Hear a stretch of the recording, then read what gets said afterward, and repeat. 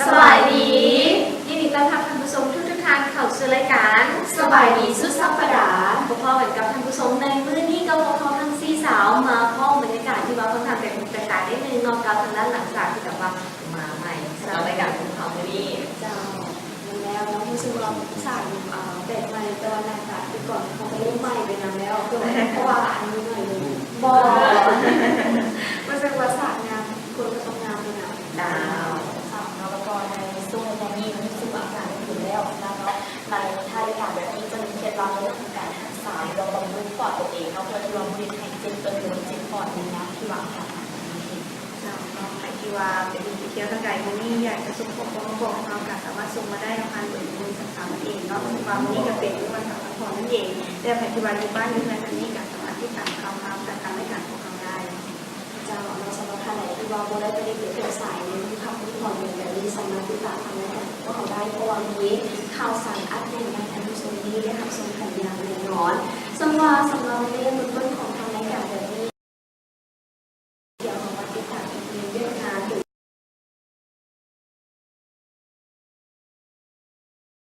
ของเป็นทาง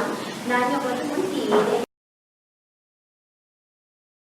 เรียนต้อนรับผู้ประสานงานองค์การสหประชาชาติในวันโบราณที่ผ่านมาด้วยวิธีความหลงจันทร์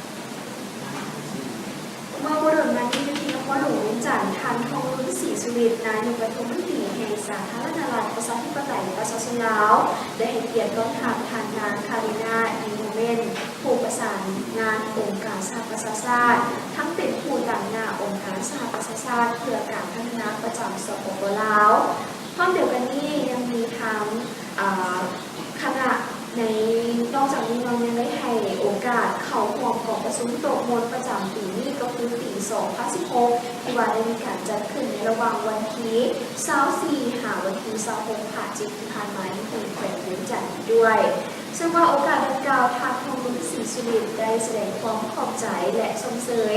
มาผลสำเร็จของกองประชุมโต๊ะมนดังกล่าวที่ว่าทางคณะผู้แทนได้ตั้งหน้าประกอบส่วนและประกอบคำคิดคำเห็นต่อกองประชุมอย่างจริงใจกงไปกงมาต่อกับผลสำเร็จสิ่งที่ว่าท้าทายในการจัดตั้งปฏิบัติแผนพัฒนาเศรษฐกิจสังคมแห่งชาติปีขั้นที่ 8 ก็คือนับตั้งแต่ปี 2015 หาปี 2016 ซึ่งว่าเป็นอีกเรื่องงานหนึ่งที่สำคัญก็คือเรื่องงานจุดสูงที่จะต้องได้มีการปฏิบัติในตอนหน้าก็คือปี 2017 และก็เรื่องงานในตอนหน้าอื่นๆอีกก็คือรวมทำเรื่องงานจุดสูงที่ว่าได้มีการปรึกษาหารืออยู่ของประชุมซึ่งรวมมีดังต่อไปนี้ก็คือการเสื่อมสารเอาบรรดาเป้าหมายการพัฒนาแบบนิยมเข้าในวาระการพัฒนาแห่งชาติการจัดตั้งปฏิบัติเรื่องงานการค้ำประกันเสบียงอาหารและโภชนาการการก้าวเกี่ยวข้องรับมือกับการเปลี่ยนแปลงของดินฟ้าอากาศและก็การเติบใหญ่ขึ้นตัวทางด้านสิ่งแวดล้อมก็คือสีเขียวการก้าวเกี่ยวและหักพ้องแผนดำเนินงานแถลงการเวียนจันทร์ว่าด้วยการเป็นผู้มองเพื่อพัฒนาความเดือดร้อนที่ทางทองรุ่นศรีสุรินทร์ยังได้แสดงความขอบใจที่ผู้มองพัฒนาได้ให้การสนับสนุนได้ให้การช่วยเหลือต่อสาธารณรัฐประชาธิปไตยประชาชนลาวของพวกเขาโดยที่ตลอดมาในการจัดตั้งปฏิบัติแผนพัฒนาเศรษฐกิจสังคมตลอดระยะที่ผ่านมาก็คือการจัดตั้งปฏิบัติบรรดาเป้าหมายการพัฒนาแบบยืนยงโดยเฉพาะกระแมนมีการเล็งใส่แก้ไขลดผ่อนความทุกข์ยากและนำเอาประเทศชาติหลุดพ้นออกจากสถานะภาพความเป็นประเทศด้อยพัฒนาในปี2020เพราะหวังอย่างหนึ่งว่าบรรดาผู้มองพัฒนาจะสืบต่อในการร่วมมือและก็ร่วมมือในการสนับสนุนประเทศเราของเขาโดยนี้และก็เพิ่มการช่วยเหลือเรานี่เป็นต้นก็คือมีการช่วยลูกสปป.ลาวของพวกเขาในการดึงดูดการลงทุนการช่วยเหลือในแผนการต่างๆอย่างเช่นว่าการเสื่อมสารเอาบรรดาเป้าหมายการพัฒนาแบบนิยมการจัดตั้งปฏิบัติแบบแผนงานค้ำประกันเสบียงอาหารโภชนาการ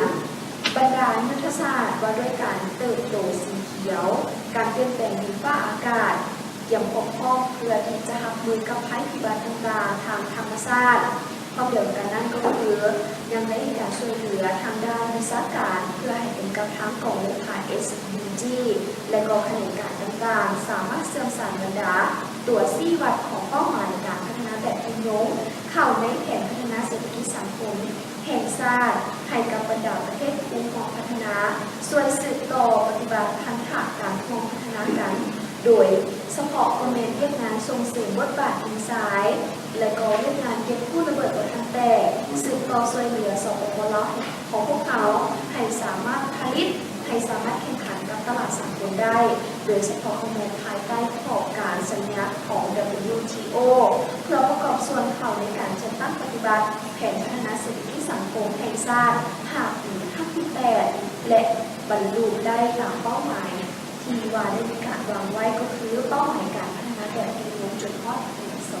2030เนาะอันนี้ก็ถือว่าเป็นอีกหนึ่งเรื่องงานที่สำคัญที่ว่าทางเป็นผู้ก็ได้ให้เกียรติประสานงานเกี่ยวกับทางองค์การสหประชาชาติที่ว่าให้การช่วยเหลือทางผู้ที่ของเขาดูตลอดมาส่วนเราในตอนนี้นะคะพี่โซมาติดตามอีกหนึ่งกองประชุมที่ว่าจะถูกในเรื่องวันที่8ธันวาคม2025ทางมาอยู่ที่โรงเกิดจากการเอกชนครหลวงเวียงจันทร์ซึ่งเป็นกองประชุม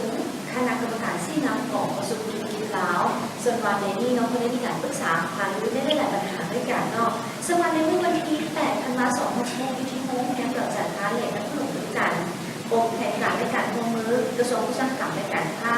ร่วมกับสภาการค้าและอุตสาหกรรมแห่งชาติลาวได้จัดกองประชุมคณะกรรมการที่นำกองประชุมธุรกิจลาวขึ้นเป็นการโดยการเป็นประธานของทานนางเขมณีพ้นเสนาและรัฐมนตรีกระทรวงอุตสาหกรรมและการค้าและประธานร่วมโดยท่านอุเดชสุวรรณวงศ์ประธานสภาการค้าและอุตสาหกรรมแห่งชาติลาวก็มีบรรดาผู้เข้าร่วมที่ต่างหน้าจากภาครัฐที่เกี่ยวข้องและภาคธุรกิจสภาการค้าต่างประเทศสถานทูตและธนาคารโลกก็ได้เข้าร่วมอย่างเปิดเผย